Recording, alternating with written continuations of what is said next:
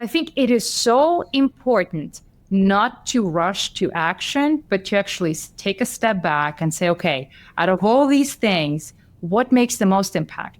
What is the most important to my CEO counterpart in sales? What is it that one thing that I need to address that will make the most impact today?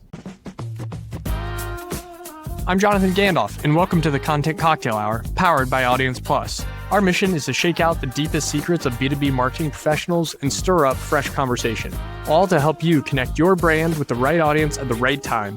Let's raise a glass.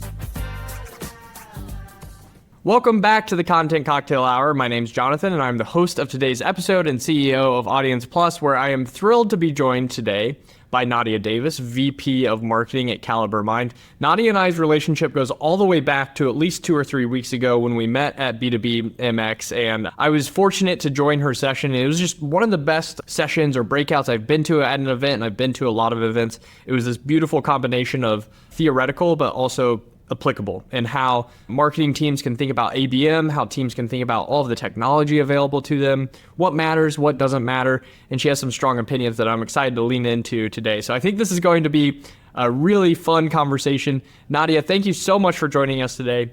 Tell us a little bit about your background and yourself and your role in your own words. Yeah, thank you, Jonathan. Glad to be here. I love a good marketing conversation, so anytime somebody invites me to talk shop, I'm game.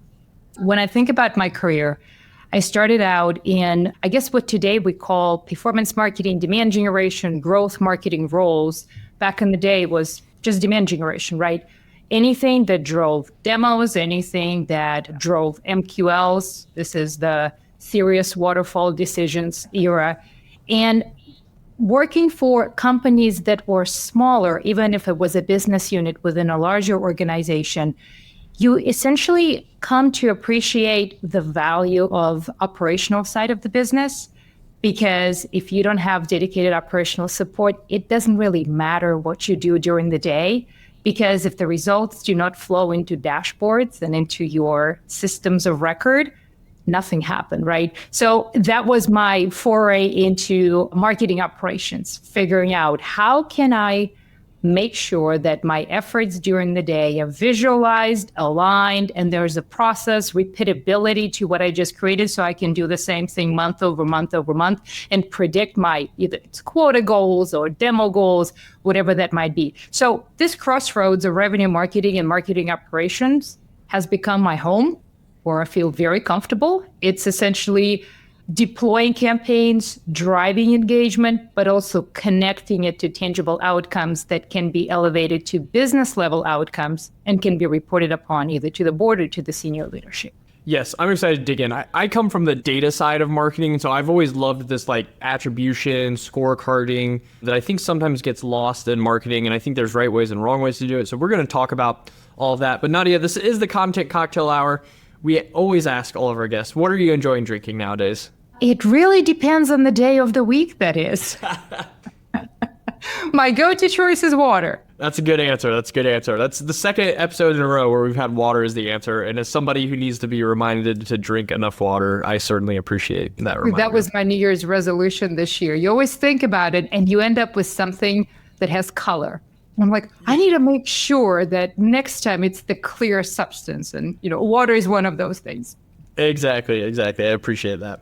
Okay, the breakout session or the presentation that I saw you present at B2B MX a few weeks ago was around ABM. You kind of mentioned that expertise of operations and revenue and marketing and tying it all together and making sure there's tangible output. I've shared this story previously, but not with you. I started my career in software. I had a brief journey that was into kind of the B2C space outside of software. And it was like 2014 to 2017, and then I jumped back into software. And that 2014 to 2017 timeline is when ABM became a thing. And I remember I went back to the software business and I was leading product marketing for the business. And the broader marketing team just kept talking about ABM. And I was like, what the hell is this thing? I feel like a dummy for not understanding what it is. And there was a colleague that I trusted enough that I could sit down and kind of ask a question I was maybe ashamed to ask the broader group. But I asked her, I was like, what is this account-based marketing ABM? And she explained it to me. And I remember just thinking it's kind of just good marketing. Like it didn't seem like it was that revolutionary of a process to me. And then it ended up how that business was using it. They were really just calling gifting ABM. And I think there's this misnomer of what ABM is and what gifting is. And so why don't we just start there? Can you maybe, in your own words, like, how do you define ABM and what does it look like for you and the team at CaliberMind? Let me take a step back and kind of start with the time frame that you mentioned. I feel like ABM has always been around, maybe not with the acronym attached to it, but as a business practice within the realm of marketing, right? We've always had the list of white space accounts. The sales teams have always had their top 10, top 20 that they knew about, that they were trying to get into, that they were working, whether it's within their territory, when it was the kind of the more physical world with less digital stuff. And then it became within the broader kind of realm of their territory assignments, say within the CRM, right? And gifting is absolutely one of those tactics that would fold under ABM. Like if you start treating those accounts that are your white space accounts in a certain way, showing them more attention, paying attention to what they're interested in, the hiring practices, the changes within that account, trying to make it to the same events that they go to so you can foster this relationship and become top of mind so that whenever they're trying to solve for problem X, you're the first name that comes to mind, right? So that practice is not revolutionary or net new. Good salespeople have always employed it. What I feel became different in that time span that you mentioned, 2014, 2015, is the rise of the ABM platforms. Because out of a sudden, you were given a car to drive in the ABM lane that was specifically focused on all things, or at least that's how it was positioned, right? That you needed to be successful at ABM. So as a marketer, you were no longer dependent on that salesperson to do all the right things that they needed to do. Out of a sudden, you had some kind of a measurement mechanism that could attribute all the things that you do right there and give you a number. So it kind of became, add water and stir type of things. And we all love add water and stir, right? Just give us the silver bullet. So I remember when I first heard about Terminus, I was with a company in the DaaS space, data as a service, and Terminus is Atlanta-based. I'm Atlanta-based. I mean, they were literally down the road from us. They pitched to us, and then I remember regrouping in the office. I'm like, did you guys understand what this is? And our VP of marketing, I was like, I don't really know how this works. I'm like, yeah, this is interesting. We should keep talking to them. Well, I ended up running Terminus later, but I think what they figured out is how to scale that reach to the right accounts and replicate what Google was already doing in the display space, but within this controlled environment of a DSP that could point your targeted ammunition, for the lack of a better term, towards the right accounts in the space of the internet without having to go through like that very broad spray and pray Google route. And then it gave you the metrics, and then you could somehow cobble a list aligned with your sales force.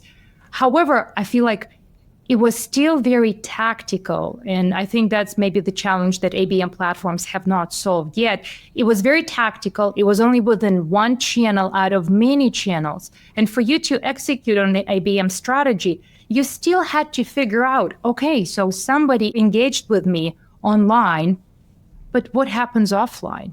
What am I doing with those accounts offline? So it became the challenge of assembling all these things in one place, where if we think about definition of account-based marketing, it's essentially reaching the right accounts when they're in market with the right message and communicating and providing value profitably, right? I kind of blended the Potter's definition of marketing, the multi-channel definition, the typical ABM platform pitch of the right accounts being in market. But that's what it is. You have to communicate your value in a way that's profitable for you, in a way that's recognized. And you want to make sure you do that when the time is right and when people are ready to hear it. And the instrumentation piece, I feel like, is such a huge piece because you don't know what you don't know. And I feel like the intent layer became that enlightenment piece. Yeah. Then we started getting data of hiring and firing decisions, like, oh, a new VP of marketing got hired. Maybe they're in market now. So I feel like it's a combination of all of those things. But you're right, it's not a net new concept. That's fascinating. And I want to dig into that, like instrumentation and kind of the tech stack of ABM or maybe just broader MarTech, because I've seen ABM programs work successfully and unsuccessfully with everything from being managed in a spreadsheet to a six-figure platform, right? Maybe for people who are feeling overwhelmed by technology and intent signals coming from all these different sources, or maybe they're just getting started with ABM, what kind of advice do you have for maybe a marketing leader who's trying to think about how to organize their ABM for their sales and marketing team and getting the communications all aligned? Where do they get started, and where should they be aiming their kind of MarTech arrow at? Two things come to mind. And I want to start with the best definition of the difference between marketing and sales that a very wise salesperson offered to me, something that really stands out in my mind. She said, marketers, as sociologists, we're trained to see the entire market, to understand signals and to treat these many-to-one relationships. Sales are psychologists. They need that one thing, that one problem in front of them. And that's how they become extremely, extremely successful, because they know how to deal with one person or one account in front of them, but they struggle to be able to take this breadth and width of the market and boil it down to what I do next with it and bring it down to that one-on-one level. So if we use this approach as how we start building an ABM program, if it's the first time that you're ever doing it, so I would say start small. Figure out that one guinea pig that you want to do it with. Maybe you take 3, but I would say take 1, because then the tracking becomes easier, manual, and you're okay with it because it's just one account. You can plop it on your spreadsheet if you need to. I'm going to do this thing for this account here, and I'm going to do this thing with this account over there, and maybe I'll invite them to dinner, and maybe I'll give them a phone call every so often, and maybe I will find an event that they're going to, right? I think the biggest thing is to wrap your mind around it, communicate the value, and show quick successes to get the buy-in of the business. Because account-based marketing is never a solo game. And if you are in the pursuit of personal grandioseness and account-based marketing is your path to show how amazing of a marketer you are saving the business, that's not going to be the right path, because you can only get that account as a marketer to a certain point of interest and engagement where you need to hand it off to the sales team for them to get it over the finish line and continue that one-on-one, truly one-on-one relationship with this person from that account, or, a couple of people within the buying group. So starting small to me is extremely important. You have not invested anything. You have not broken any monetary trust that was given to you by the business because you sold this idea. Because remember, like the 21, 22 time frame when people were getting laid off and tech companies were laying off marketers, like I heard that people with ABM in the title were amongst the highest percentage of those who were laid off. It's because the ABM programs did not show any success. The investment had been made, the six-figure platforms had been bought, right? But it was hard for people to communicate the success. So that's what you're hedging for. The business has not invested heavily, and the burden of that investment is not on your shoulders yet. You're just starting small to show success. Now, you will get to the point where that success is there, and you're trying to figure out, how do I move forward with this? I would like to scale this, take this broader, right? I would say, think through the operational side of things. Think through how you will track this. Because if you are mindful that you will have multiple channels that you will be doing certain or deploying certain tactics through, how will the data, the engagement data, come in from those channels? And how will you be able to stitch this data together in one place so you can show to the business in a way like, we always say, talk to me like I'm 5, right? In a very easy to understand way, this is how this program performed. And people might be able to wrap their mind around it when it's like 1 or 2 or 3, but when you're talking about hundreds of accounts, or for some people it's thousands of accounts, it becomes paralysis by trying to overanalyze what you got, and the data that's coming in just not fitting together well.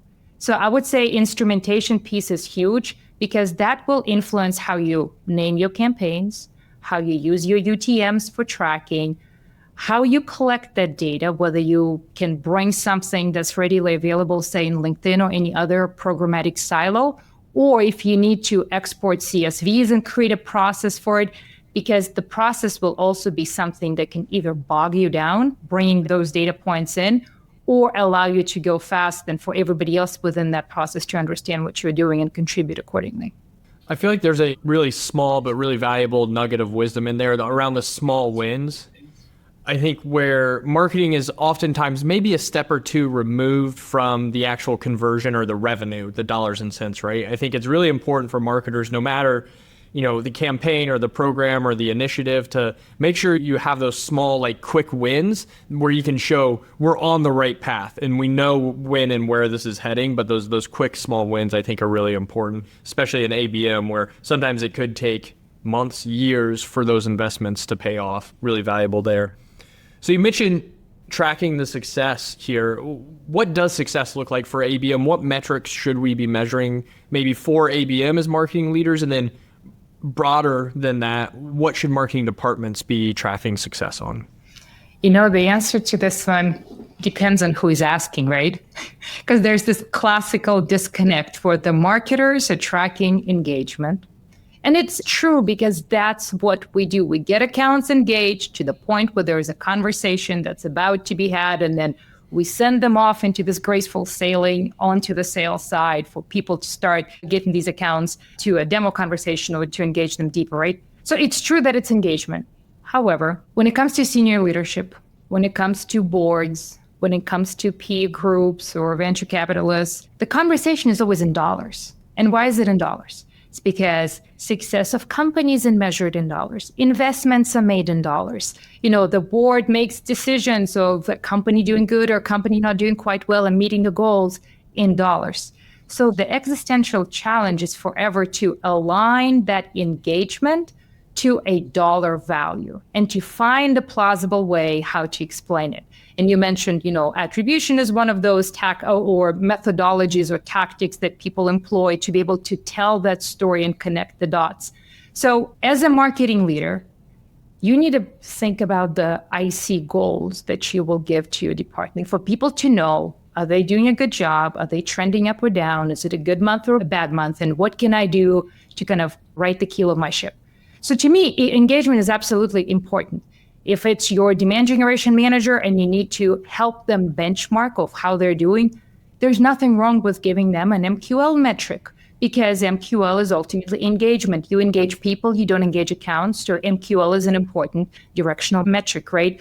If you take it broader and you look at MQAs, marketing qualified accounts, that's what all the platforms have kind of conditioned us to measure things in, then you can broaden that up and add that as a metric to measure. I've seen MQAs being the metric of handoff from marketing to sales, because if the marketing team gets accounts to an MQA level, they're MQLs within MQAs, then the sales team knows, who do I start talking to? How do I multi-thread into an account? So that's a good metric.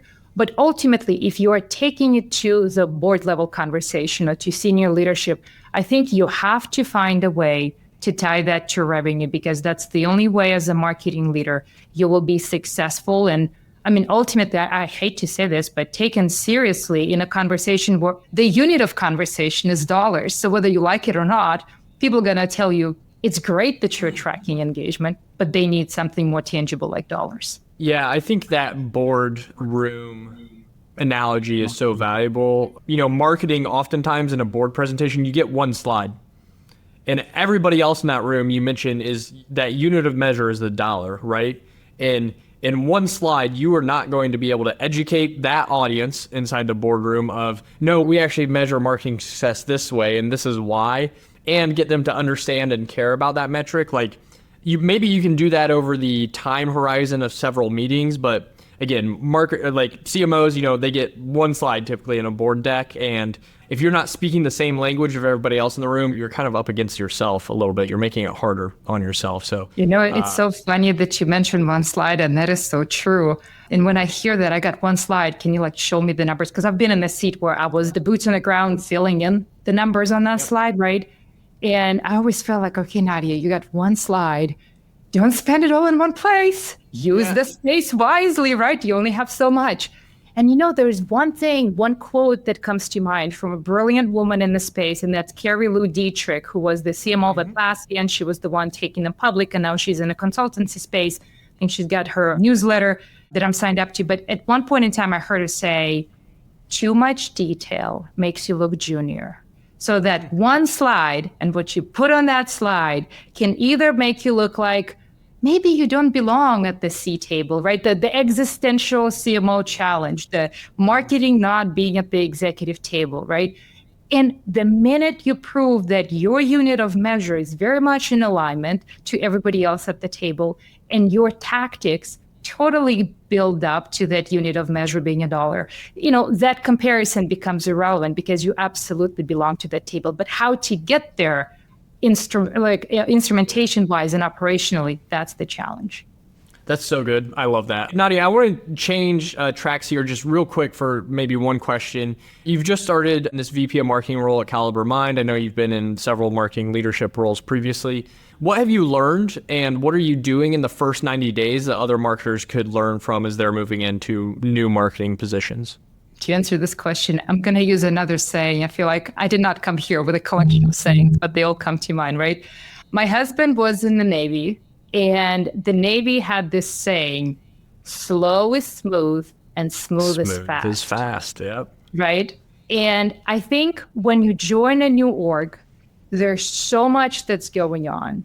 The analogy of having one bucket where the roof is leaking is like, where are you putting that one bucket? All the things that you need to do, all the things that you need to learn. And you need to learn them yesterday, right? So I think it is so important not to rush to action, but to actually take a step back and say, okay, out of all these things, what makes the most impact? What is the most important to my CEO, counterpart in sales, like you name it, right? What is it, that one thing that I need to address that will make the most impact today?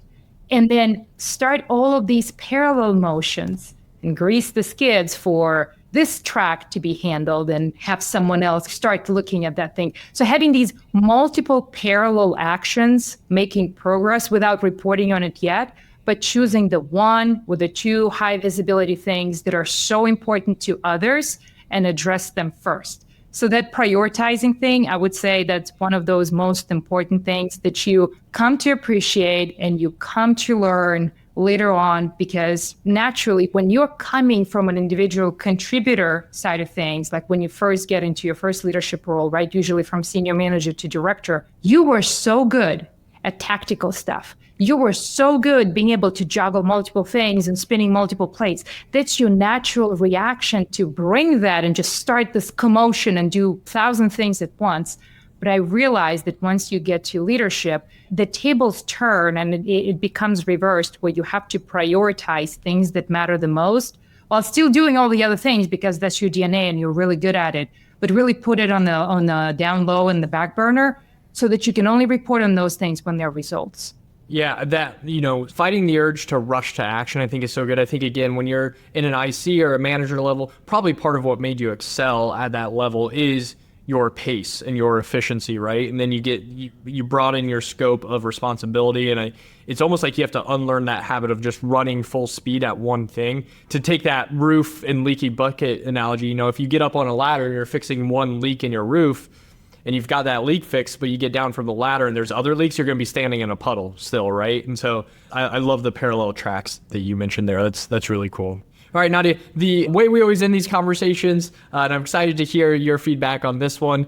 What is one unpopular opinion that you have as it pertains to B2B marketing? I have been a huge proponent and champion and the rah-rah person behind all things account-based marketing. When the LinkedIn movement started of hating on MQLs, I remember people standing on the streets of New York with a sign, MQL is dead, right? I was totally convinced and converted, supporting the notion and the philosophy that it's time to sunset that sucker, right? We don't need no MQLs. We're all about MQAs. What I learned about MQAs as the time progressed, right? It takes a minute to generate an MQA because you're hurting now a way bigger pool of people within the same account. So the fact that MQL is still very much alive and kicking and useful and has a place to be, that's my unpopular opinion. But I use MQL as a signal and as a directional metric for like I mentioned, to let ICs know how they're doing, because marketing managers engage with people. And that's your metric of how many people you engaged and to what point of engagement you have gotten all these people, right? And then it's also a building block within what defines an MQA if you want to take it outside of the ABM platform world. So I know that some people may disagree. Some people with very strong academia-like opinions may say, you just got to cut it clean and just go all the way or not halfway and no way at all, right? But I think MQL is still doing just fine. You just got to use it the right way.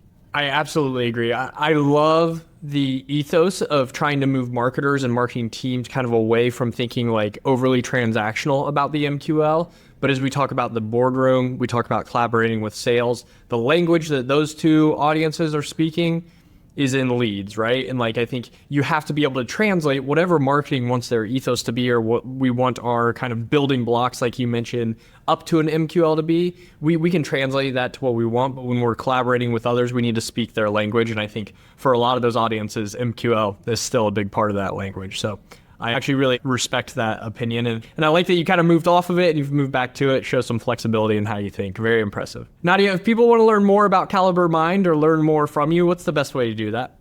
Just find me on LinkedIn. Home place. I love connecting with people on LinkedIn. So yeah, send me a connection request. Love that. She is a great follow. We'll get that link in the show notes. To all of our watchers and all of our listeners, thanks for joining another episode of the Content Cocktail Hour. Nadia, thanks for stopping by. Until next time, same place. Cheers. Thanks for having me. Thank you for joining the Content Cocktail Hour powered by Audience Plus. If you want to see more episodes or more resources curated for your role, join us at audienceplus.com. See you next time, same place. Cheers.